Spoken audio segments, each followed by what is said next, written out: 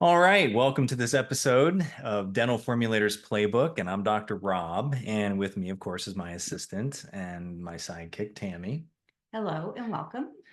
Today, we're talking about the highly politicized and emotional topic of water fluoridation. And yeah, the emotions can run deep here. And somebody may ask, what do formulators know about water and fluoride and why are we even talking about this?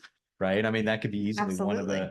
one of the discussions, but it matters because the formulations that we make and others, of course, they often have fluoride in them.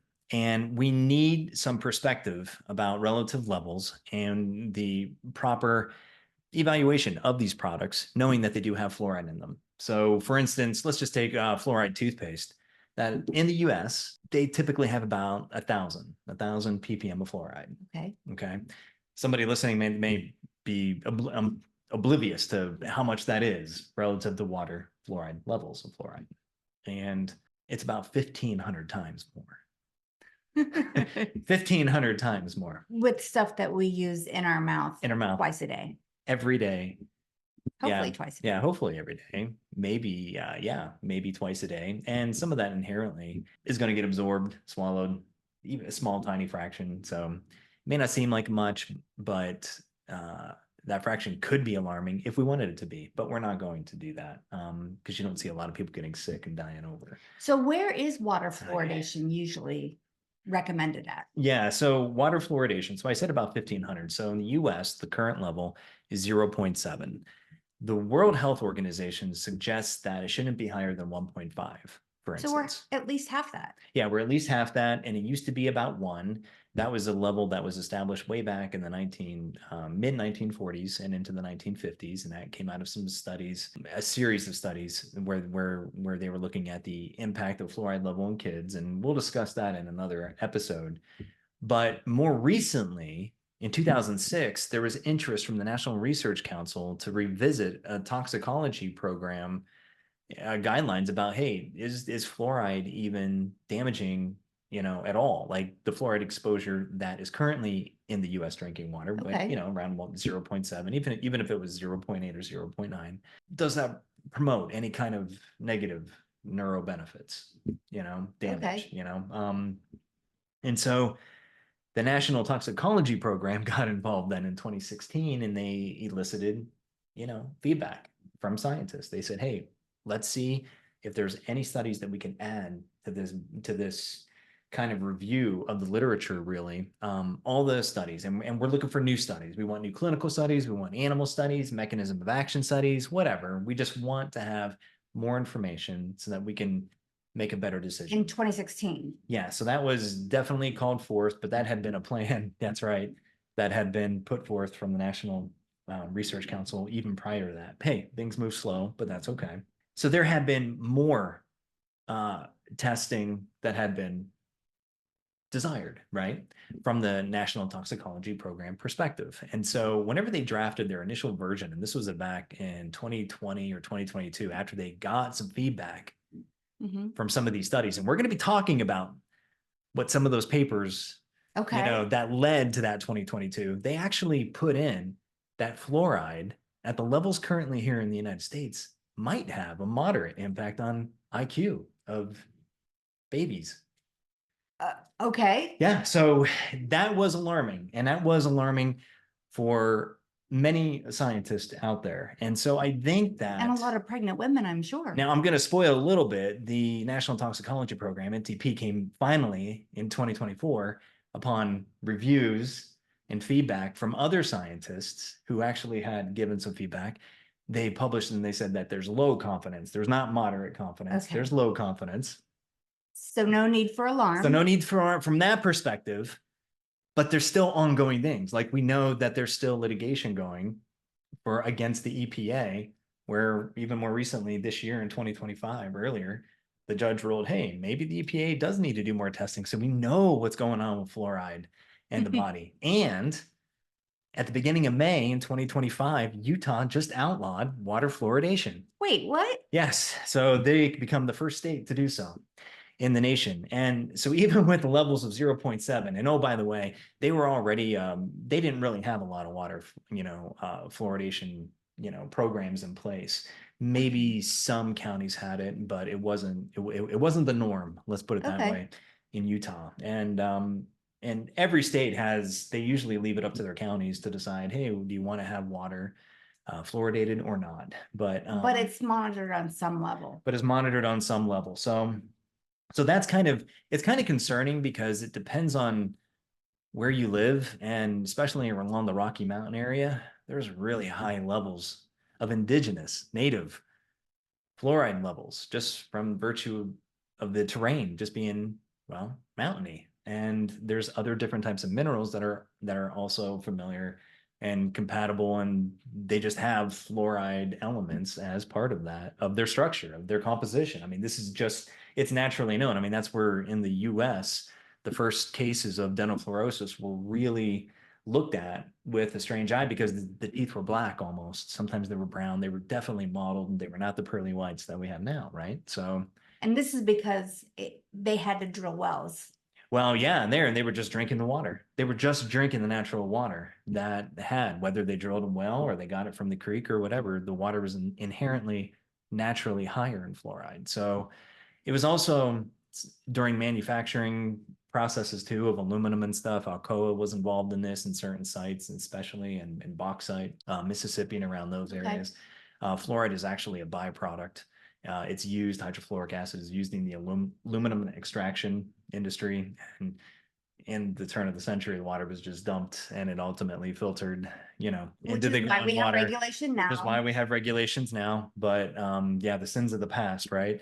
And so that's how they knew of the different levels ultimately and how it was affecting the local population. So anyway, so there are, it's going to be safe to assume that 0.7 seems like, in the scheme of things, if you're not having dental fluorosis, you're probably not presenting very much. Now, some believe that even if you don't have dental fluorosis, you still might be presenting some IQ issues. And so some studies were undertaken. Okay. And that's where we want to start the conversation, because I think that helps, right? It's almost like, where do you start, right?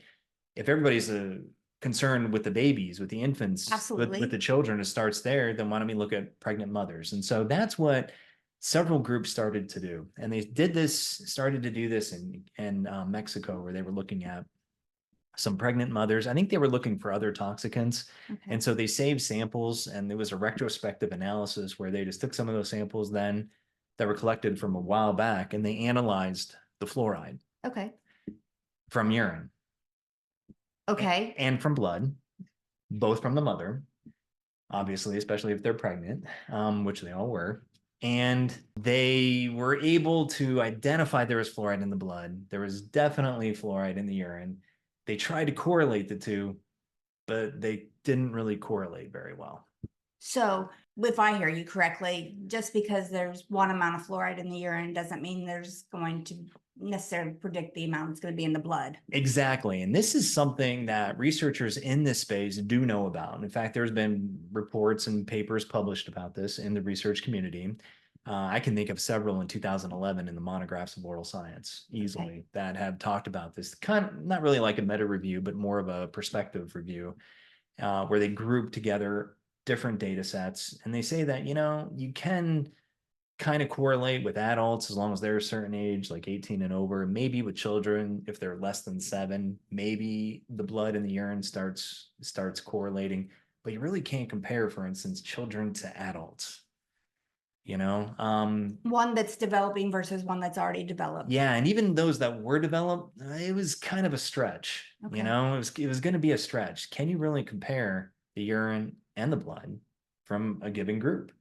And so it always helps if you're going to make an assessment, or you're going to do a study like they did in Mexico. They looked at the blood and the urine both simultaneously from the same participants, pregnant women. That if that doesn't correlate, then we might want to stop and think, okay, because the urine isn't getting transferred to the fetus.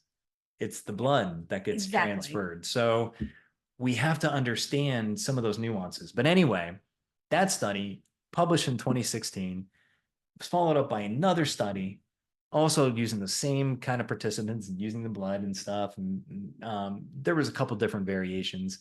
There was another one then published in 2018, and then it started to trickle and get into Canada. So where there was a Canadian program that was also designed to look at potential toxicants that the community is exposed to. Although fluoride wasn't named in that initial program in Canada, they decided to consider fluoride as one of the probable toxicants, and so they used some of the biomarkers, Okay. and try to correlate and try to see evidence of, hey, is fluoride in the water that these ladies are consuming, these pregnant ladies are consuming, are they affecting the IQ of the unborn?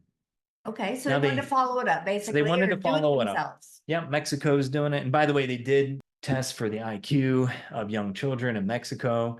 That was kind of a mixed bag result. You try to use their best methods, I think, but starting with the fact that you can't have, there was no correlation, and they, even by their own admission, they even said the blood and the urine don't correlate. So I think you have to do a full stop at that point and say, well, you know what, maybe we should redesign the study, make some modifications so that we can improve that correlation before we go further, because there's a lot of things that they don't even account for in Mexico. I mean, they don't even have community water, fluoride programs that are strictly regulated. So you can be in one part of Mexico and get 0.3 ppm. You can be in a total another one and get 1.5, 1.7. Because the water is different if you have to drill these wells. Politics. Or The the politics are politics different with the also. community water fluoridation. So it all depends, but they really rely at least half, I would say, if we had to put a number to it, to the population itself to fend for themselves by making available fluoride tablets that contain 250 ppm of sodium fluoride. What do they chew on these tablets? Yes, you can chew it. You can use it as a supplement. You could use it in your cooking. You can buy them at your stores. Yes. So this is something we don't have in the United States, but it is prevalent outside the United States. So there are other ways of introducing fluoride, but it's left up to the individuals and the homemakers, obviously, own choice of, well, what are you gonna do? And first of all, do you know about it? Do you care? And then you have to make that decision for yourself. Are you going to implement this as part of your program in your family or not? But it's made available to them. But it is made available. So really, you can't even truly ascribe the water exposure that you get from that water. First of all, because it's not regulated. There's no strict plan. And then they have additional fluoride tablets that are available for, to supplement use. Yeah. So that becomes an issue now. Fluoride tablets, to the best of my knowledge, aren't available, and it's not part of the program in Canada. I mean, I could be wrong on that, but the water fluoridation, they do have it at specific levels in certain cities. Okay. Right. So they looked at 6 different cities. They looked at different pregnant women at different, time periods in their pregnancy. Okay. All 3 trimesters, and then they tried to correlate the maternal urine to the IQ of the child. That was then tested eventually. Okay, so wait a minute. You said the mother's urine was going to be correlated to the IQ. Yes. But if I remember you saying correctly, the Mexico study said that the blood plasma levels that go to the baby aren't correlated to the mother's urine. Yeah. So they didn't find a correlation there, and they didn't do a blood analysis in any of these Canadian studies. Oh. So any kind of conclusion that they're making, they made some bold claims. They published so many papers. There was a series of at least 5 or 6 papers. This was a very big deal because scientists went back and they even had to reconvene, some of them who do not believe that fluoride causes, neuro damage to children. They then published their own rebuttal. In fact, this went a couple times both ways. Both the original authors who are trying to propose that water fluoridation is a damaging source of, it's a toxicant, right, to any developing child, or the people that are trying to challenge this. And so, one of the groups that challenges, they published the title of their work is Flawed MIREC, Fluoride and Intelligent Quotient Publications, a failed attempt to undermine community water fluoridation. They were so upset. That was part of their title. Yeah, that was their title. And they were very upset about these papers. And mind you, these are the papers that are being considered by the next National Toxicology Program that went into their initial draft in 2022 saying, So our United States Yes. toxicology is taking Yes. these Canadian papers into, yes, okay, yes. I'm trying to follow. Yes. I mean, well, that might not be strange because they just want to assess anything that's, done globally, Right, Mexico, right? Canada, so far we're doing okay. Yeah. I mean, but you can look at other, Yes. countries, and sometimes testing is done in other countries because it's Makes sense. easier to get around regulations Absolutely. or lack of, but they tried to look at that. Their main concerns, they had, boy, they had about, well, they had a number of them, but the number one was the maternal exposure based on urine and not blood is not a suitable biomarker. You have no correlation there. What is the basis of the correlation? What was the prior study? What was your pilot testing done to even show that there was a correlation? If you don't have it, then you can't correlate what the baby has to what the mother's urine has. So forget all the other supposed flaws. They Forget may everything else. And we're going to be out. talking about the kidney physiology, including a pregnant woman, coming up in this discussion, because that needs to be had. And oh, by the way, this has been studied previously, at least as early as 1976 and even in 1987. I mean, there is pre-existing data out there that discusses these exact things. Maybe not IQ, but they do it, and so that what the expectations are from a blood perspective, not from a urine perspective. And not one of them looked at urine from that perspective, because why would you? Yeah. Why would you? So the first thing was they had the wrong biomarker. We'll talk about biomarkers too as we progress. The second one was they did 3 untimed spot urine samples.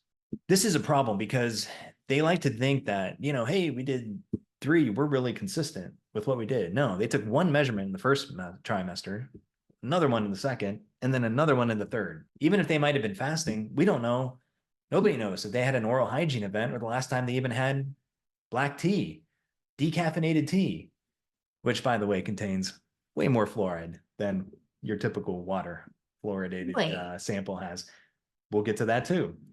Whenever you talk about fluoride has a half-life, or at least let's consider it that baseline plasma levels are reached probably about 11 hours.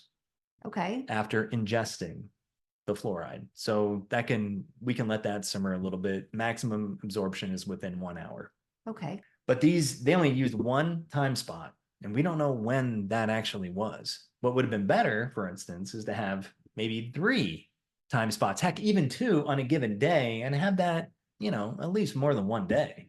Have some more metrics, because it's really hard to make conclusions for people based on one assessment for something that is rapidly cleared, so just so I can wrap my head around this, I drank fluoridated water.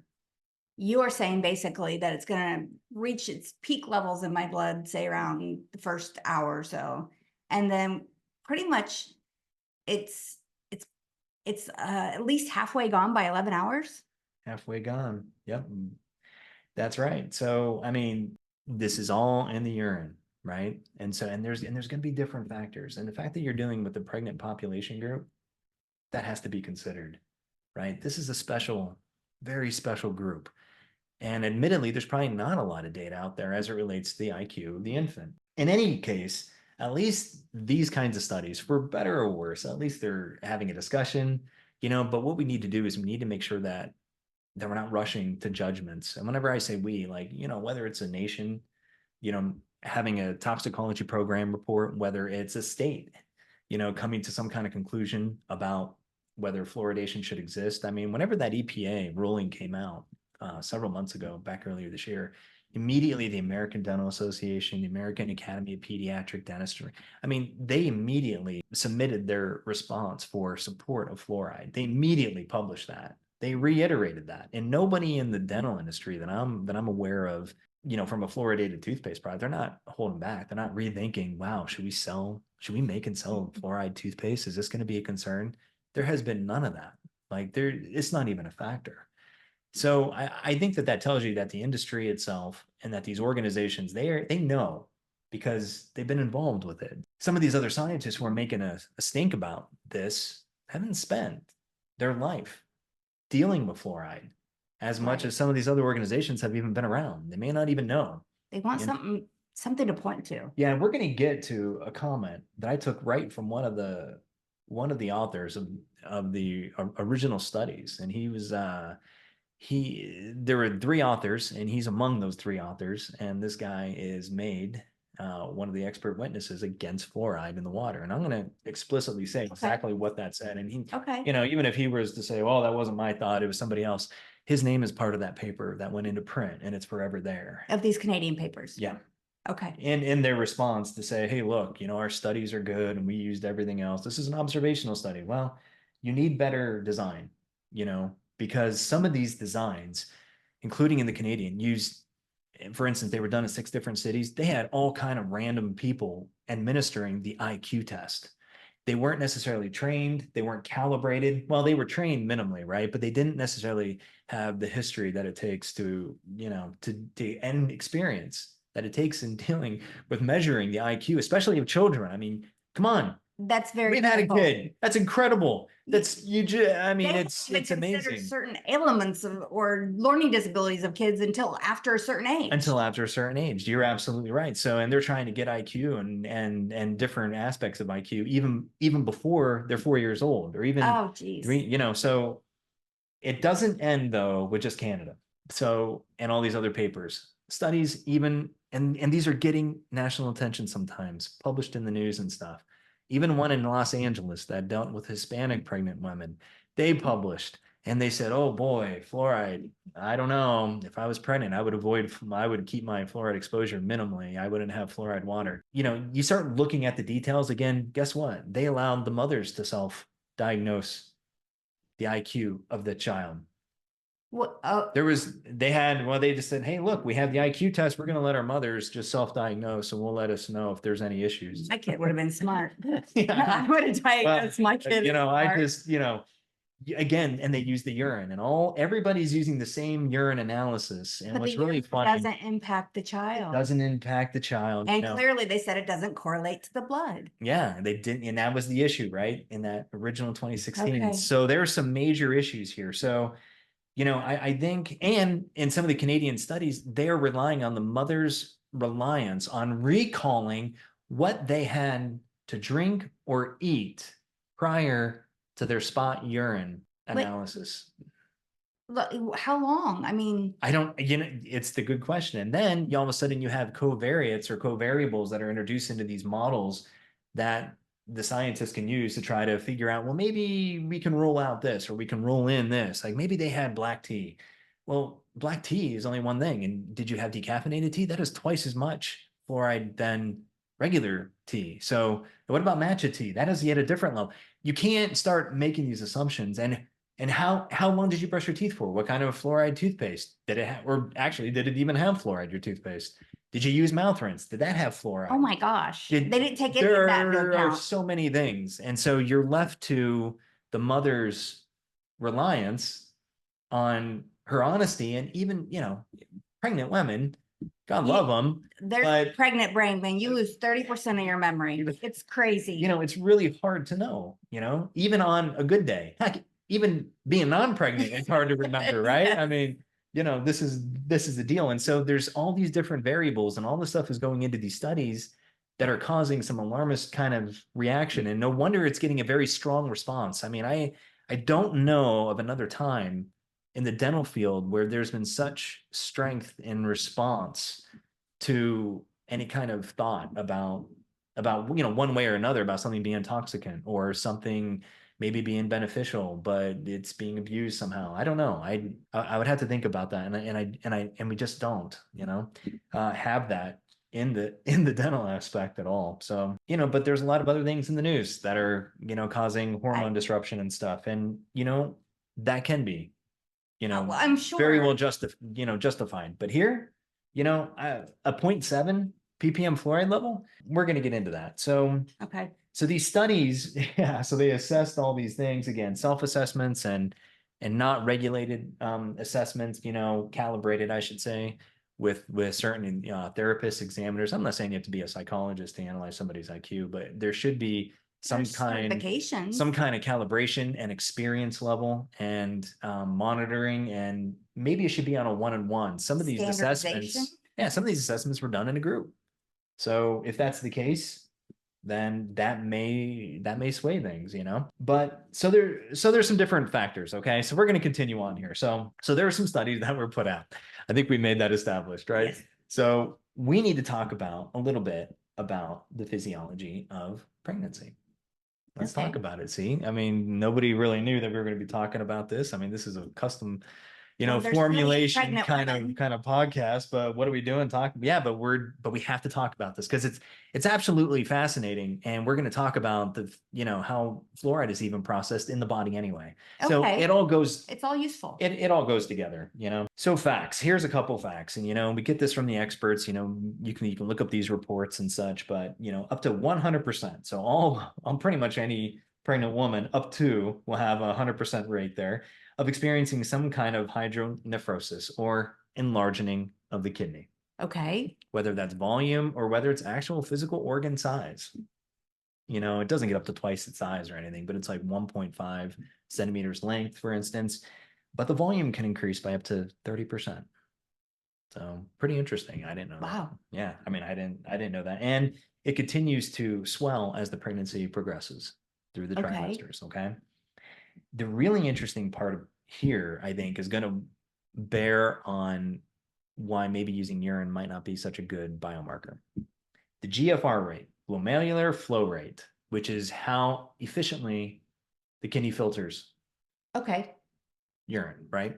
In other words, it gets in and then it gets out. How quickly can it filter, Okay. right? It increases 50%. In pregnant women. Yeah. So we're talking about, remember how we said that peak absorption of fluoride is like 1%, then it's cleared by 11 hours. If it's up to 50% faster, wow, for a pregnant woman, especially as you go and you advance and you're in your trimester, which is where a lot of these spot urine samples were based on, the third trimester, you're talking that half-life might even be reduced from 11 hours to maybe 5 hours. Wow. It could The body's be. clearing it. It could be. On top of that, the renal plasma flow rate increases up to 80%. Help me out with renal. So this is the exchange. So outside the organ, because we're not in like these vacuum packed, organs where we have just air gaps and stuff, you have your plasma that interfaces the blood. Yes. It interfaces and surrounds the kidney, the organs. That exchange rate, there's an exchange rate there too, because how else does the kidney filter the blood? Right. And so that exchange rate increases by 80%. The efficiency is amazing. 80%, that exchange rate, along with the 50% filtration rate. Wow. Man, you have one efficient system, right? No wonder I was so tired when I was pregnant. No wonder why, right? Yeah. Now, and kidney stones, they are a problem for pregnant women. Kidney stones or even renal colic, where all of a sudden you get one pregnant woman will get the sharp pain in the back, where it's like, oh my God, Yes, all that is related to the pH of the urine and the clearance of minerals. So as the pH gets more alkaline or more basic, or the pH just goes up from 7, then that means more fluoride is going to be filtered into the kidney, exchanged, I should say, into the kidney and then cleared. Okay. So urine becomes higher than 7, more alkaline. Is this something that happens during pregnancy? Yep. And you don't even have to be pregnant for urine to want to clear fluoride. As long as your urine is alkaline, whether you're pregnant or not, if it's pH 7, it's going to want to get rid of it. It's going to want to get rid of it. As soon as it starts to get more alkaline, it's going to want to flush it. Okay. There's those, that's just how our kidneys operate. And if calcium is there, well, calcium is also going to get purged then too. And calcium and fluoride they can get purged together because calcium and fluoride like each other like magnets. They just stick. And so it's going to be one of those things where, if fluoride is present and it's in the bloodstream, and if your body is already having, huge filtration efficiencies, huge exchange, efficiencies, and the pH of both the blood, which is the pH of the plasma is generally around 7.4. Okay. So fluoride is going to want to hang out in the blood, but if the pH of the urine is also kind of basic, it's going to easily get transported and go. That explains why they want pregnant women to take all these vitamins, because these things are being flushed from their bodies so quickly and so regularly. That's right. That they need to supplement and they need more. So it's kind of fair to say that based off what you're saying, that minerals and everything gets flushed out of the system much more quickly if you're pregnant. Yes, absolutely, without a doubt. Let's talk about that a little bit more. So if you were to ingest fluoride, right? So just as a normal adult, or child, where does that fluoride go, right? I think that it's important to understand, first of all, if you were to drink fluoride, what is doing the absorption? How is it getting into the bloodstream? How's your body like handle it? Yeah, exactly. What's going on? About 25% passes through the stomach into your bloodstream, 75% from your small intestine into the bloodstream. Okay. So most Okay. of it goes in your bloodstream. Yeah, so most of it goes to the bloodstream. The pH of the small intestine is just ideal enough for that. If it's in the stomach, it's a bit acidic and it gets transferred into the bloodstream as HF, hydrofluoric acid. That's the form. But in the small intestine, the pH is a little bit higher, and it just encourages that much more free fluoride to get into the bloodstream. Once it's into the bloodstream, we already talked about the kidneys filtering, exchanging and filtering it. So, but what about before it gets to the kidney? Where does it go? That's what I want to know. About 99% of it gets deposited into the skeletal and dental system.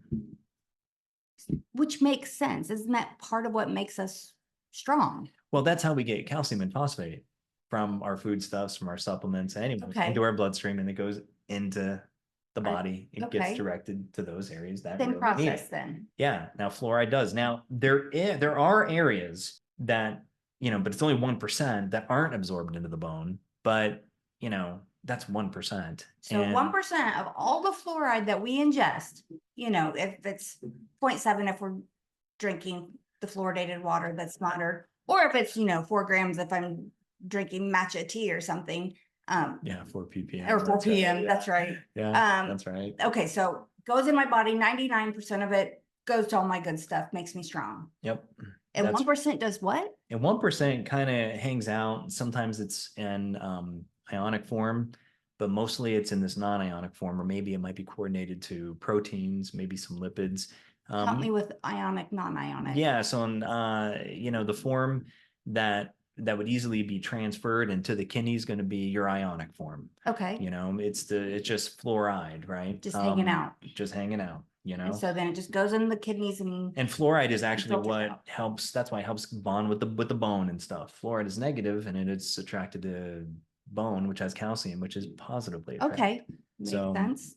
Yeah, so if you obviously developing child, they have a lot more spongy bone, developing bone. It has a high amount of surface area, so children especially are adept at grabbing that ionic fluoride into their bones. Which is a good thing. Which is a good thing while they're young, developing and whatnot. Yeah, because it's about like for adults older than 18, the amount of absorbed fluoride is only maybe 35, 36% or so, whereas for children less than 7, it's 55% of that. So there's a big swing in how much is actually taken into the skeletal system. Makes sense. Child is growing, and some of that fluoride is also getting put into the tooth. So just like before the teeth erupt, before your first set of teeth, or even your second set of teeth, that fluoride is being incorporated into your tooth structure. It goes into the dentin, which is the softer stuff that's under the enamel. Okay. So that's where the fluoride is being deposited. Once your teeth do erupt, the fluoride sits in the dentin.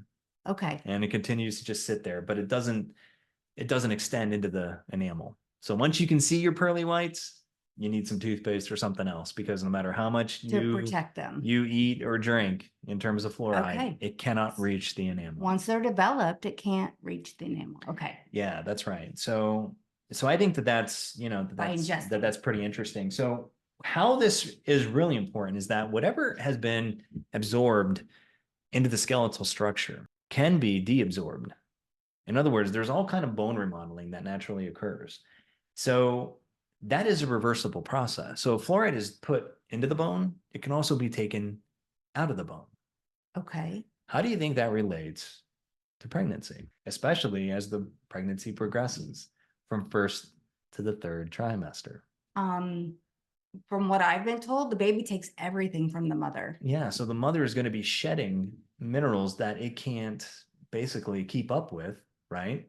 From her own body, it'll be shedding if the nutrition just isn't there to meet those kind of nutritive needs Okay. that the Because the baby baby will end needs up them. having. Exactly. So, there needs to be enough mineral available to not only the mother, but also the fetus, the developing fetus. And fluoride's an important And part of fluoride that. is important to that. So if fluoride is in the bone, and fluoride is going to be a necessary thing, if it is for a developing fetus, then couldn't that be one of the ways that a woman sheds mineral?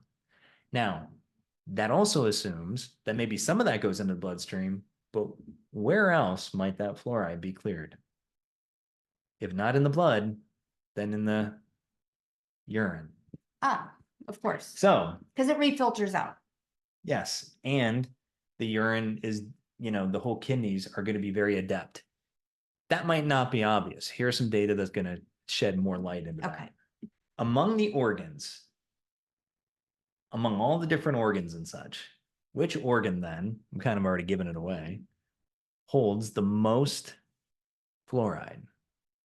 Well, it goes through the kidney, so it has to be the kidney. So it's going to be the kidney. So how they measure this is they look at the fluoride levels in the blood that's right outside the kidney versus Okay. how much fluoride is found within the kidney. And then they just take ratios.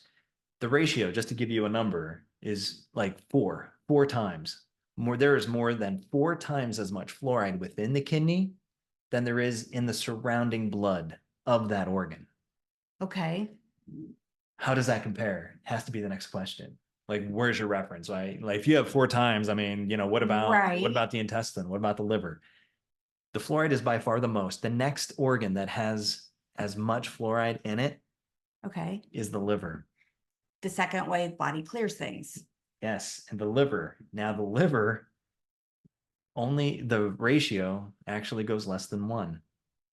Really? Now it's 0.1. 0.1. So there is more fluoride in the blood outside the liver than residing within the liver. Okay. So the kidney, most concentrated in fluoride, Which is constantly flushing. just constantly filtering, it's constantly exchanging. It makes total sense, Yes.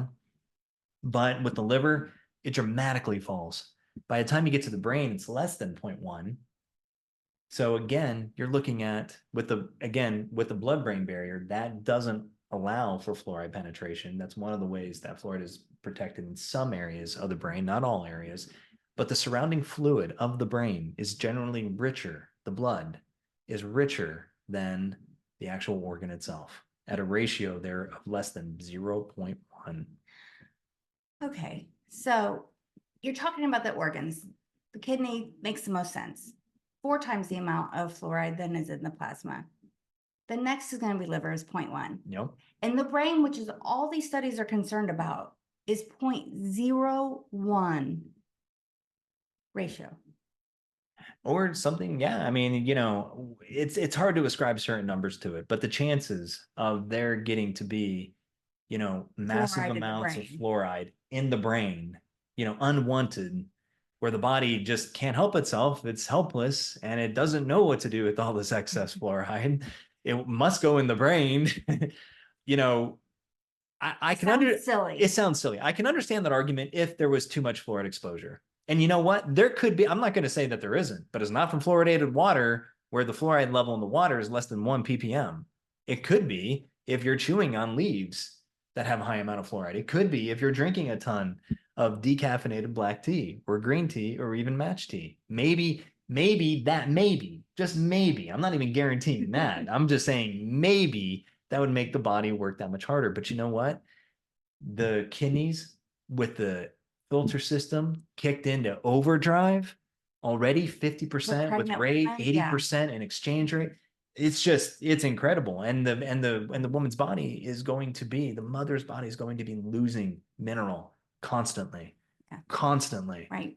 So there's going to be a constant purging, and so there's not likely to be an excess waiting around for that baby just to absorb. And get this. So we talked about fluoride already having a propensity to be in the kidney, not the brain, not the liver, not the intestine, right? Not the stomach. It wants to get out. It wants to get out of the organs unless that organ is the kidney. There's another thing. So the kidney's already filtering. If you had some table salt, right? Okay. You season your food with some table salt, sodium chloride. Chloride would be the analogous ion, right, relative to fluoride if you had sodium fluoride. So instead of using sodium chloride, you might say, hey, let's use sodium fluoride. We'll go to Mexico, get a fluoride tablet, and we'll season our food, Okay, so sodium and this is chloride is like table salt. Sodium chloride chloride. is like toothpaste or drinking water, like Yeah. with its fluoridated. Yeah, even though they use a different form in water fluoridations historically, for sense of argument, let's dumb that down and say, hey, the fluoride source is sodium fluoride. It's not, but let's just say that it is. The clearance of fluoride is 35 mils per minute by the kidney, by normal functioning kidney.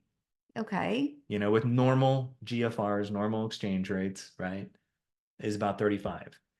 If it was chloride, like from salt, table salt, that's 1 mil a minute. So fluoride's cleared 35 times Yes, faster or more quickly than more quickly table salt. than table salt. So that would be the analogous. So not only is a pregnant woman's kidney that much larger, but it's operating at a huge efficiency. That's crazy. All of a sudden, naturally having that much more fluoride, coming into the body, is it going to want to get rid of it that much faster? The rates are increased. In other words, the amount of total fluoride. Not that the rate of clearance is not going to go from like 35 to like 40 or 45, although maybe it would. I don't know. There's no study out there that I saw measure that. But the total amount in a given, like say for instance, an hour, might be more just because of the inherent likelihood of fluoride to be cleared in the kidney. Okay. From the kidney, I should say, and from all those other rates. So it's crazy. So already we're getting a lot of information, right? So isn't this helpful? These are the kinds of tidbits that need to be considered in creating, in drafting, crafting some kind of well-designed clinical study that's going to be able to show, we're trying to really seriously see if there's any neuro effects in these children relative to the fluoride exposure that they have. Like we need these are the kinds of things that should be assessed, that should be addressed. Absolutely. And forgive me, this is my comment. This is how my brain works. This is common sense for me. If fluoride is such a concern and matcha tea has 4 ppm fluoride and our regular drinking water has 0.7 and even table salt has some amount of fluoride in it or whatever, and then why aren't we regulating those? Why is that not an issue going to court? Like pregnant women can't have matcha tea because there's too much fluoride. I tell you what, if you were pregnant again, I would say, hey, easy on the tea, even if it's Lipton bottled tea with the, the black Lipton sweetened tea, that has more fluoride in it than your standard water fluoride from the tap anywhere in the US, except for especially in Utah, because they don't have fluoride in the water, which is a little in Utah, which is a little frustrating, right? So urine. Okay, so urine could be used as a biomarker as some assessment to total exposure. Okay, I don't think anybody is going to disagree with that. Some kind of exposure, but exposure to that group, though. Right. So if you're going to use urine for pregnant women, it's fine. Now you cannot make associations then to the fetus and then the offspring, that ensues at birth. Fluoride right? and IQ. You can't compare these separate groups. Researchers have already said this, right? You cannot do it with the urine. You have to be very specific. Okay. It's almost like, children talk to children, adults talk to adults, if an adult tries to talk to a child to an adult, it gets a little weird, right? So I guess that'd be the kind of weird analogy that I could probably make. But if I had to dumb this down, that's the way I would do it. But still, again, the urine could definitely be attributed to that particular source of maybe total exposure. But not only do we not know what that exposure was, because we don't. Or the source. That's what I mean. The exposure, we don't know. We don't know how many times we don't know. We don't know the frequency. We don't know what the hygiene is. We don't know anything about that. We don't know anything about the body, and we sure as heck don't know then how much actually crossed the blood into the baby from the mother. We certainly don't know that. So this is where some of the arguments are, but I hope that this is helpful so far. Okay, so you can use urine, but be careful because you can't cross. It's like It's like the beams, man, in Ghostbusters. You can't cross the streams, okay? You cannot do it, all right? One does not. Yeah, one does not. And in that 2016 Mexico, they said that the blood and the urine do not correlate, even with the pregnant mother. So you can't do it. Stop doing it. Stop it. But yet the Canadians say that the urine. The Okay. Canadian researchers said, yes, that's right. And then other researchers, and even here in the US, even in LA with the study with the Hispanic population. And oh, by the way, in that study, they noticed that the higher socioeconomic group in that study in LA had even more fluoride exposure than the other groups, but they didn't address that. So I guess I'm not. I don't know. I guess we're not concerned. I don't know, but who knows? But so there's something in there. So we don't even know that. So again, one has to assess the data properly. You have to look at this and you have to ask your questions why. And you got to do your homework and you got to craft better study designs. Okay, so we have urine. Blood is obviously one that can be used. What about sweat, saliva, or breast milk? Think those can be used as biomarkers for fluoride? Well, no, I don't think. There's not enough. There's not enough that makes it that there. So that would be a no for fluoride. Studies have been executed to try to assess whether those could be useful biomarkers, and no, cannot use those. So if anybody's thinking about just sweating or spitting or or using bottled breast milk as like one of the ways of getting a metric that's the least invasive as possible, research has suggested that it's probably not good. But there is another less invasive possibility, and that's the use of nails and hair. Nails better than hair, and even the toenails sometimes a little bit more preferred than the fingernails, but fluoride makes its way into the nails and hair. Remember how we said some of that non-absorbed or the non-ionic, I guess, source of fluoride? Well, it can bond with some proteins, it can bond with some lipids. Now, nobody fully understands that, and maybe that's not even correct. But the fact of the matter is the fluoride does work its way from within the body to outside the body. Because again, our bodies are super adept at clearing things that are not supposed to be in there or things that aren't supposed to be in there at the dose that they're in there, right? I mean, our whole body, whenever we respond to a sickness, we get inflamed. That's our own histamines, acting against that and swelling up and trying to recruit the disease fighting supporters, right? All those contrary antigens and stuff. Again, it sounds like it's coming down to what's that level? Yeah, what's that level? And Paracelsus, the Swiss physician in the 1500s, I don't know, around 1530, maybe 1540, I don't know. He actually wrote, he said, look, all things are poison. All things are poison, and nothing is without poison. Okay? The dosage alone makes it so a thing is not a poison. How much you have. How much you have. Can water kill you? If you have too much, absolutely. Can too much oxygen kill you? Absolutely. Okay. Well, those are essential for living. Yeah. So same thing. So our bodies want to shed what it doesn't want. I mean, the whole pharma industry is built on this. That's why it takes so long to do these clinical studies, because our bodies are designed to shed these foreign things that are coming into our bodies. They're trying to break them down, figure out and get rid of them. As the the pharmaceutical companies are trying to figure out. Very clever people, right? How do you avoid this breakdown system? How does it not metabolize so quickly in the liver? Does it metabolize in the stomach? How can this have the least amount of side effects? Because our bodies are so efficient at doing this. Anyway, so the nails could be a possibility. More studies need to be had, but I think that's a good one. And the dentin, of course, could be, because that continues to accumulate fluoride just like our bones do. But it's pretty invasive. Nobody's going to get in there and cut out your molar. I'm not giving that. Who's going to donate that, right? That's a clinical study I'm not signing up for. Oh, thanks for the $10. Thanks for the coupon. For the milkshake. Thanks. Yeah, I don't want that to As you smile at the gap. Yeah, that's not happening. And the other one, of course, is the bone surface. The bone surface is probably the absolute best, even better probably than the blood, but I'm not going to bone biopsy. No way. I don't see too many way volunteers there. So, I think that, again, we have to address this. And the fact that, I just talked about dentin, it continues to accumulate, right? Fluoride throughout life. The comment, here's the statement by one of the three respondents that said, hey, don't attack our Canadian studies. We did these in good faith. They're observational and they're well done. And we're going to use this as testimony against the EPA and everything else. Here's a quote from that paper.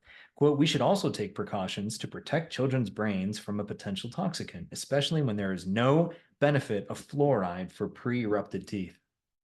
That doesn't sound right. Again, if they, I'm assuming it's a he, could be she, whether all the authors, if they would have done their homework and they would have understood better about pharmacology. And by the way, these authors, they have medical degrees, they have PhDs, but that alone is not enough. If you don't know the field enough, if you haven't seen the work by Black and McKay and everybody else and Dean that came before them with all of the pre-water fluoridation, the water assessments. I mean, nobody even knew how much was in the water until they figured out a way to measure fluoride, which in and of itself was a huge accomplishment. You'll never see that in the Nobel Prize winning, pantheon of awards. You just won't see it. Maybe we'll talk about it. You just won't see that. But that was so important because nobody had any idea how much fluoride was there. The only metric that you have, your biometric marker, your biomarker was fluorosis. What was the degree of your fluorosis? So how does that statement... Is it just modeled or is it brown and nasty modeled? Like, they sure don't look good, but dang, I don't get caries. So how does fluorosis comes from? Yeah, it's ingested because it gets ingested before your teeth erupt. Yes, right? Before they erupt. Fluoride is so important because it helps, but again, you can't have too much. So his comment is completely runs in the face of pharmacology, fluoride pharmacology, and it's against even observation. They say they're doing an observational study. Check out what fluorosis looks like. Wow. Because that's the only way. So that is predominantly the only way. There are some medications that can make the teeth look like they have fluorosis and may lead to some of that, but by and large, if you ingest too much fluoride, and that's gonna usually historically, when you're younger, especially because fluoride toothpaste did not exist until the 1950s anyway. So in these studies by McKay and Black and everybody, this was in the 20s and 30s, man. They were in the Rocky Mountain regions. And they were looking at people with their mineral water that they were getting right off, the nice, cool, crisp water coming from the mountains, snow mountain, everything else. Yeah. I mean, it's good, but again, too much of a good thing can be bad. I mean, fluoride is natural, man. It's natural. There's 1 ppm of fluoride in seawater. There's even more in dirt. And so anybody who's played in dirt, who's eaten dirt, has gotten their mouth full of fluoride higher than 1 ppm. I mean, it's the 13th most, is that right? The 13th most abundant. I believe that's what you told me at one time. That number sticks in my head. Look, I know arsenic and lead are also abundant, but come on, we're not lining pipes with lead. At least we shouldn't be. Although there are certain cities that still have that. I mean, it's a great way to do it. But unless you're worried about, how much is being taken in, and the fluoride levels at the fluoridated level, it's almost like there's an expectation that the people who thought about the water fluoridation didn't know what they were talking about, that they didn't undergo these 34 different city tests, that they didn't actually try to find the actual optimum concentration that would give them protection without causing harm, at least from a fluorosis. You mean the decades of studies that took place? Yeah, it's like, so whenever I see comments like that, and I can give you the paper too, it's 2020, volume 174, issue 2 of the Journal of the American Medical Association pediatric version. So JAMA, And this is what the court cases are. These kinds of comments are what the court. Yes. These are the kinds of papers that are coming in and that are being presented. And it's blatantly false. Yes. And these are the things, presumably, that are going into laws now for states, for instance, that want to ban fluoride from the drinking water, or they're in those groups that are certainly against this. And, again, I don't think anybody's advocating for too high of fluoride. I don't want too much fluoride, but it's context, man. It's context. We have to figure this stuff out. If we're not looking at that, then what's going on? So anyways, okay, so let's go back. Remember I said that there was that one of the papers where they talked about you can't cross groups like the Ghostbuster streams. Okay, you can't do it. Okay, first of all, they had again, I'm beating a dead horse, but I don't care. The Mexico study showed that in that pregnant population, because they're the ones who did the plasma and the urine. All these other studies did not look at plasma and urine. They only looked at urine. They said, well, there's no correlation. So you can't, not even the biomarkers paralleled with one another. So you can't use that, okay? But these authors actually used one of the other authors from one of these other papers in 2011, and they misquoted them. Oh, So I think that there's so many authors here. oh, there's so many authors. Yeah, this author was Rugg Gunn, Ruggunn, 2 G's, 2 N's, and he said, look, it's really important that there's not enough data out there that we can use to compare groups. Even with a given biomarker, we have to be really careful. So not only did they misquote him in their papers to suit their purposes, presumably, I don't know. Nobody knows. They don't even know. Studies. Yeah, they don't even know. That was another article. Anybody's welcome to look at it. It's Community Dentistry and Oral Epidemiology, issue 52-4. And then it was pages 365, and it was published in 2024. All this stuff is relatively recent because it matters. And without these kinds of rebuttals to some of these papers and challenges, nothing is stopping anybody from using somebody's work. They can completely take it out of context. You know what? This is what's frustrating to me is I'm sure everyone heard about, the trials that were going on in San Francisco or, maybe Utah's, the reason why they made their ban on fluoridated water, but nobody hears those rebuttals saying actually what they said was wrong. Yeah. So the news is always giving preference to the alarmists, and then when the truth actually comes out, they don't even clarify it. Well, hopefully, that's why it does come out though in certain ways, maybe not by the news, but that's why it was really exciting to have the National Toxicology Program come back, dial back their opinion. And this is, again, based on the national sciences of medicine and science and engineering. Thank goodness there was these panels of people who had sensible minds and were able to look at the data. So completely, people even outside of the area, they just had to look at, but they had to look at these rebuttals. Yes. They had to do this because if everybody's just publishing and it doesn't go unchecked, then everybody takes, well, if it's published, if there's a publication, there's no journals out there that publish negative results on it just doesn't happen. Like, oh, I tried to make a light bulb 10,000 times and nobody wants to hear about 9,909 of them didn't work. Well, where is that publication? I want to see that.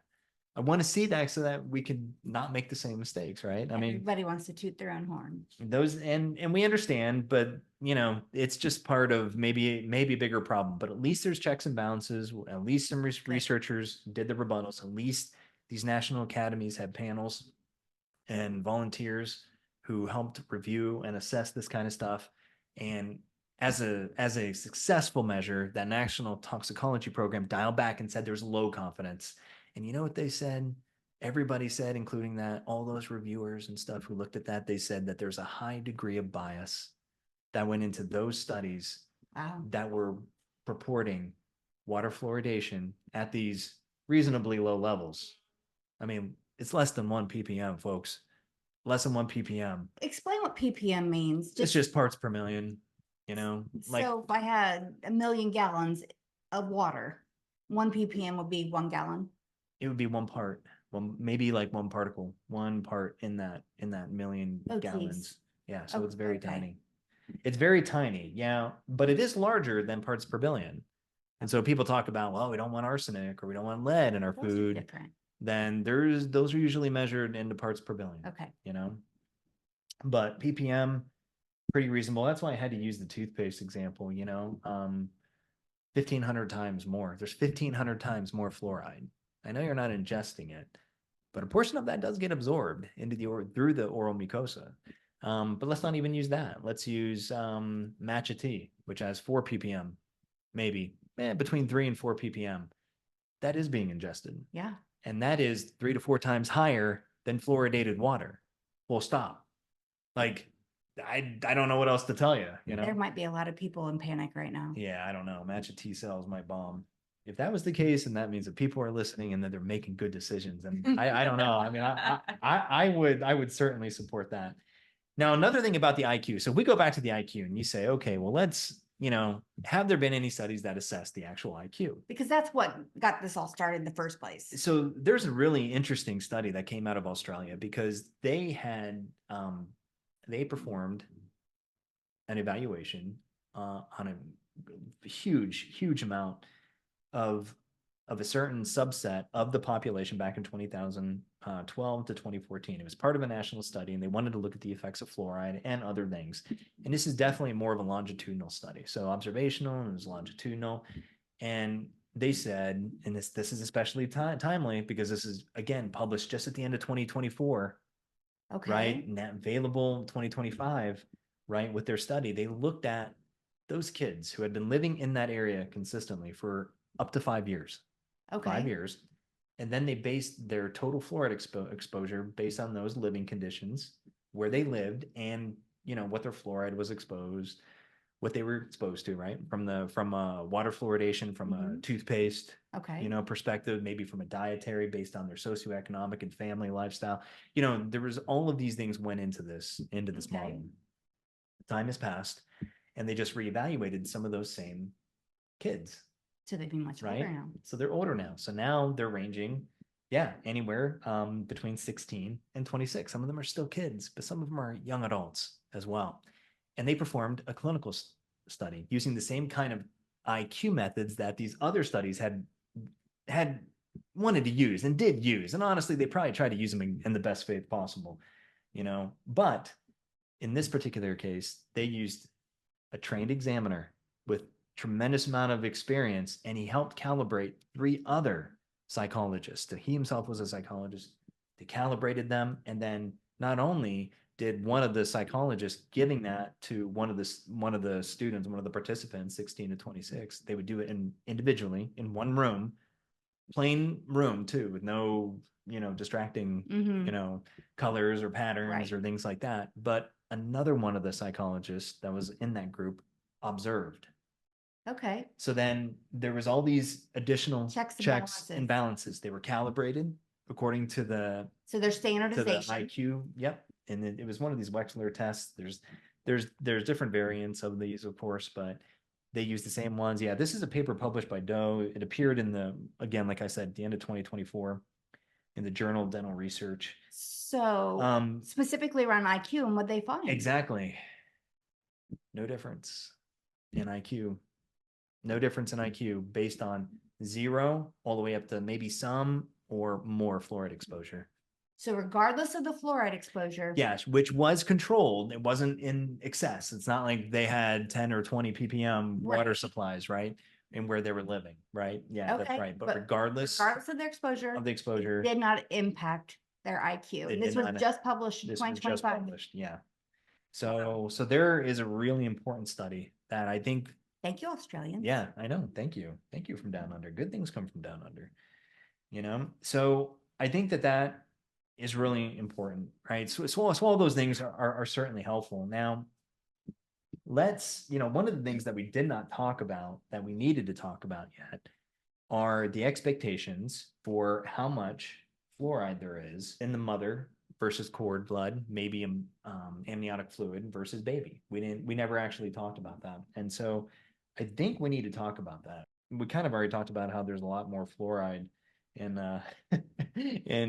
decaffeinated tea, right? I'll just say this quickly, right? It ranges between 3 and 4 ppm in decaffeinated tea, and in caffeinated tea is between 1.5 and 2.4 on average, right? Matcha tea is anywhere between 3 and 4 ppm. But if you have an herbal tea, so if you have your peppermint or your lemon tea, you're probably going to be good. Okay. It might have up to 1, maybe. Again, which brings another question. Where does the tea even come from? Your major sources of your tea of that industry is India, China. Ooh. Aren't those civilizations so impressive? Like the Great Wall of China, gunpowder. I don't know. What else do you want to, paper, the terracotta warriors. All these palaces, right? There's so many different things. I just don't see a tremendous. Tea didn't seem to affect their IQ. Yeah, I don't know. And by the way, speaking of tea, I like coffee. I also like tea, but coffee tends to have way less. It's like an herbal tea with fluoride levels. It doesn't have near as much. Okay. Look for all those that pretty interesting. Feel like they want to avoid it. There you go. Yeah. So I think that's helpful. Okay. So here we're gonna get to the end of this now because this is a lot. this is a lot for everybody to try to remember. GFR rates 50%, renal blood flow exchange rates increased by 80%. But people were saying some things that just weren't true. Well, we know, and this is why we got to address this. Yes. And okay, so let's talk about it. So in 1976, Backer-Dirks published in Carey's research. Okay, Backer-Dirks was pretty important, even in the field of preventive dentistry, where I have some formal education in. And Backer-Dirks was one of the original researchers that says, you know what, if you just keep your teeth clean, you might not need all these other preventatives to help you, fight decay. Because if, but again, that's the trouble. How do you keep your teeth clean? But he also originally was one of the ones who said, look, you can remineralize these white spot lesions that initially appear in the mouth as early signs of disease. As long as they're shallow, they can heal themselves. And Really? yeah, and saliva has that ability. One has that ability naturally through your saliva, through your diet and stuff, to actually be able to strengthen your teeth. So anyway, there was a lot of great researchers from that era in the 70s. My mentor, who I had talked about previously, he came up during that period of time. Okay. There was a tremendous amount of oral care research, preventive dentistry research in the 60s, the 70s, the 80s. I mean, really quite like just a massive amount. And they actually published they presented an abstract, and they found they studied a group in Ethiopia, and two different areas in Ethiopia. Some that were exposed to water that had fluoride levels about 2 to 3 ppm. Okay. Again, still way larger than what we have in the US. Right. And then another one that had 10 to 20 ppm. Okay. Oh. All right. Yes. And they looked at the blood of the mother, the neonate, the fetus, right? Mm-hmm. The baby, whenever the baby's born, this is that term, and then the amniotic fluid. Okay. So they had those two ppms to compare. They had 3 ppms. They had the mothers. Yeah, they had two The sets levels. of data. Yep, Okay. for 2 to 3 ppm versus 10 to 20. Okay. And so 2 to 3 ppm water fluoridation, the mother's blood had about 0.1 ppm. The baby, I think it had more or less. Less. It had 40% less. It had 0.06. Oh, wow. 40% less fluoride in the baby than the mother. In the blood. In the blood. Wow. And this is blood and blood. Right. Remember how we said that you can't cross the groups? No urine samples. Yes. And not only that, you can't the parent with the child. Yeah, they can't didn't cross it. correlate. 40% less. Wow.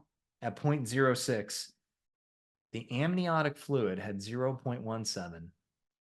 It had almost 3 times as much fluoride in the amniotic fluid.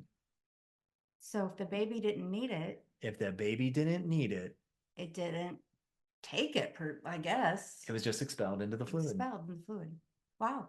In the 10 to 20 ppm fluoride level with the water fluoridation, again, because there's greater exposure, you would expect there to be more fluoride, not only in the urine, but also in the blood. Absolutely. So there was about double, 0.19 in the mother's blood compared to 0.1 from before. Okay. But you see, it's not a doubling though of like water concentration. It's a doubling in content, but it's like 10 times the level. I was going to say. So it went, so 10 times the fluoride exposure and just the fluoride water supply It's only didn't lead to a 10 times greater increase in maternal blood or even baby blood or even amniotic fluid blood. Okay. It was double. Because the body knows how to handle it. Because the body knows how to expel and keep things out. And if it's not in the blood, it's going to be where? In the urine. And it's going to be secreted because the kidneys are excellent at this. Okay. Mother's blood, 0.19. The baby's blood, a little bit more, 0.21. And this is for the 10 to 20. This is 10 to 20. But the amniotic fluid still had 0.4. It still had double. Because the baby didn't need it. Because the baby didn't need it. It did have almost levels comparable to the mother. So, you know what? Are there concerns about pregnant mothers and their children having poor IQ? I would imagine so. if the water fluoridation level was 10 to 20. More so than 0.7, I would think. Okay. So again, it's perspective, Yes. it's context. Let's consider some of this past data. That's really, really important. There's been some other studies in Pakistan and in India as well. And they even show here with the 3 Indian villages, they all had between 2 and 3 ppm in the water supply. So they went and they were kind of in the grass a little bit here. It wasn't as 2 to 3 and then 10 to 20 like the other one. This is 2.17 versus 2.81 versus 2.22. Okay. So 2 of them are Right. really close. One's a little bit more. The one that had 2.81 had 0.34 in the blood. And these are just children. These aren't pregnant mothers. These aren't adults. What I'm These are hearing you children say is between 8 and 15. in the past, these studies have been done anyway and proven safe amounts, regardless of the ppm they're drinking. We don't know whether they're necessarily safe amounts, but we're seeing relationships develop, right? Okay. We're seeing that just because if you have exceptionally high fluoride exposure, does that mean that that's also going to reflect in the blood? And the answer to that is no. Okay. And that also means that is everything that's going into the mother also going into the child? And the answer to that is no. No. Maybe at higher as we get to the limit, the higher levels of dangerous levels of fluoride now, that'll always be tapped out. And the mother and the child might actually have similar, like the 10 to 20 in that range where that's a lot in the water supply.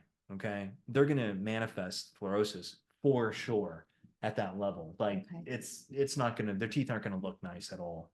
Okay. But at lower levels, even 2 to 3, the baby had 40% less with up to 3 ppm in the water supply. So again, not only is the mother and the child, it's really difficult to compare that, but for certain levels of total fluoride, baby might even have even less than the mother. Right. Another study, and then in the one Indian study, yeah, so 0.281, there was a bit more fluoride in the blood of 0.34, and with the lower levels, it was about half that. But presumably those children are getting also exposure to other things if the water's like that.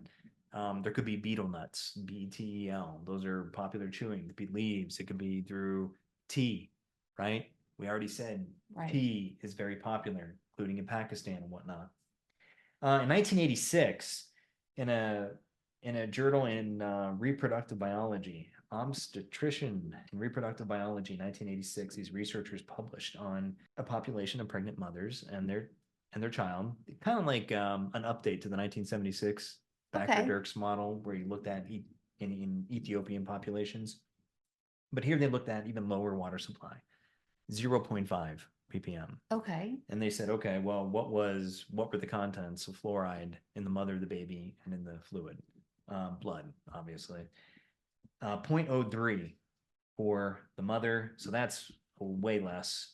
That was almost a third less, right? Actually, it was more than that. It was 2/3 less compared to the 0.1 content found in mother's blood for the 2 to 3 ppm Ethiopian range. The baby had 0.028. So even less than the mother. Again, was it 40% less? No, but it was less. And the amniotic fluid in this time had less fluoride in it at 0.017. So this was at the fluoride level does matter, but at 0.5, it's pretty low. So that's much lower than the 2 ppm. But in their paper, in some of their conclusions, they wrote that these low concentrations of fluoride in the amniotic fluid and the slightly lower concentration in the fetal plasma compared with maternal plasma suggest that the fluoride concentration does not constitute a danger to the developing fetus of women consuming water containing less than 0.5 ppm fluoride concentration. Further, it is likely that the amniotic fluid fluoride concentrations of persons consuming an optimal level of fluoride in water, in parentheses listed that as 1 ppm, based on the low plasma fluoride concentration reported by others, including Thacker-Dirks, would not be high. So these studies done in 1976, 1986 are reflecting probably the relative that the rest of us. Is it safe? Why, maybe not everything is totally safe, but is it posing a clear and present danger? And all of a sudden, society is going to get dumbed down in the next set of people coming through based on 0.7 ppm fluoride in the water supply. I was more worried about eating raw eggs when I was pregnant. Well, yeah, I mean, this is a little, crazy. Now, one thing that I think is quite interesting, we'll almost close with this because I think that this is fascinating. In Poland, this is about 10 years ago, they published this.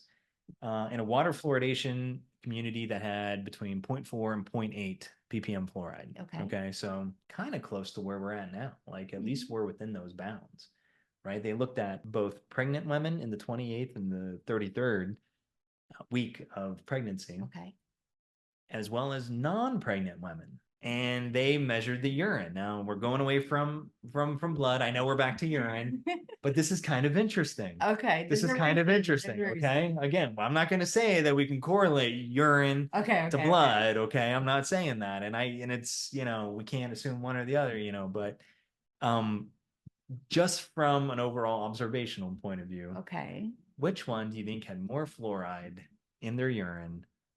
Was it the pregnant women in the 28th or 33rd week of pregnancy, either of those 2 weeks, or was it the control group of non-pregnant women? Well, the GFR that you mentioned is much, much higher. So I would think that the fluoride levels would be higher in the pregnant women. Interestingly enough, there was more urine in the non-pregnant women. And they more fluoride in the urine? More fluoride in the urine of the non-pregnant women. Even though, okay, that doesn't make sense. Well, they were measured for how much black tea did they consume, a certain amount, either less than 0.4 liters a day versus more than 0.4 liters a day. They even looked at their seafood and chicken consumption. And then they even looked at topical fluorides, the topical gel, professionally administered, which had a high amount, but only looked at the 28th and 33rd, and there was no difference in either of the pregnant points in either of those trimesters. Yeah, amazing. There was actually more urine that was dispensed by non-pregnant women. Fluoride in the urine. Fluoride in the urine. There was more fluoride in the urine. And that might be because the mother and the baby need those minerals. It could have been, it all depends on other factors. Of course. That just shows you that it's hard to make assumptions. We can start off with a certain hypothesis, but until we make properly planned stuff, it's just really hard to assume. But I think that that's probably one of the reasons, if we can, let's just say in a magical universe, where urine and blood can be compared. Okay, well, that's not. I'm just saying. Let's just say they had that. We just spent all this time saying that. Maybe that's why. Maybe that's why Dracula prefers his non-pregnant women, man. He needs, because if there's more fluoride in the blood. You got to keep those teeth strong. You got to keep them you're saying strong and ready to go. Stronger teeth than. I think so. But again, the only thing wrong with that statement is that I'm saying that the urine content and the blood content might be related. Dracula exists. We all know that, and we all know. But the only thing is we don't know about this. Clearly the urine and the blood don't correlate. A baseline test should be done just to make sure that we correlate if it is possible. Clearly. With with the fluoride in the urine. No, but anyway, that I think that concludes this aspect of fluoride. We will be talking fluoride again, this time as it relates to formulations and things like that. But stuff that we use every day. Yeah. But for this particular case, I think that this helps give additional insight, brings in some additional factors. Our perspective is you have to be open to these context. Other contextual examples that already exist, and understand the complicated, seemingly complicated nature of fluoride in general. Just because it's in the urine doesn't mean it's going to be in the blood at the same level. And we have to understand that there's other things, including calcium, that may influence if fluoride is cleared or not. And there are many, many other ways for us to ingest fluoride other than fluoridated water. Yeah, in a safe environment. So, all right. So that concludes that. Who knows, we may revisit this topic again in the future, but we thank you for listening, to the Dental Formulators Playbook. And I'm Dr. Rob, and of course, Tammy. And we'll be talking to you again soon. Thanks for listening. All right, Bye-bye. ciao, ciao.